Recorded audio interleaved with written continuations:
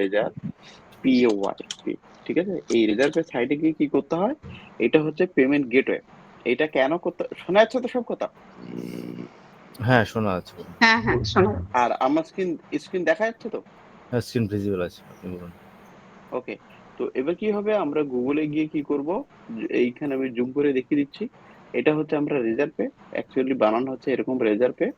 এই রেজার পে আমরা যখন লিখবো, লেখার পর আমাদের সাইড এরকম দিয়ে দেবে, আর তারপর আমরা এরকম একটা সাইডে গিয়ে ক্লিক করব। এখানে দুটো সাইড আছে, বেসিক্যালি এদের নিজস্ব একটা অ্যাড চলছে, এটাতে আমরা ক্লিক করবো না, কারণ ওদের পয়সা কাটবে।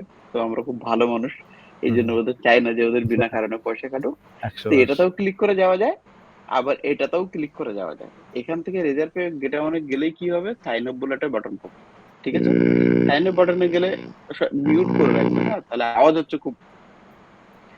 হ্যাঁ, এবার কি হবে, এখানে যেটা থাকবে সেটা হচ্ছে এরকম, যে রেজার পে থেকে এখানে ইমেল আইডি চাইবে, আর এখানে হচ্ছে কন্টিনিউ, তারপর ডিটেলস ভরতে বলবে, যে ফোন নাম্বার দাও, দিয়ে তারপর কি হবে, ইউজার আইডি পাসওয়ার্ড দিয়ে হবে। আর যদি গুগল থেকে আপনি ডাইরেক্ট লগ ইন করে নিতে চান, তাহলে সেটাও আপনার হয়ে যাবে, ঠিক আছে?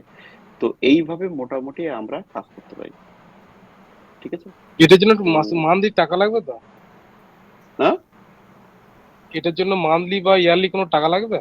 না, ওরা একটা মিনিমাম চার্জেস নেয় যখন একটা বিশাল বড় ট্রানজাকশন হয় তখন, কিন্তু সেটা খুব একটা বেশি গায়ে লাগে না। যদি ছোট অ্যামাউন্টের ডিল হয়, ঠিক আছে, তাহলে সেটা হবে। আমি একটু স্টপ শেয়ারিং করলাম। এখন স্ক্রিন দেখা যাচ্ছে না মনে হয়? না এখন দেখা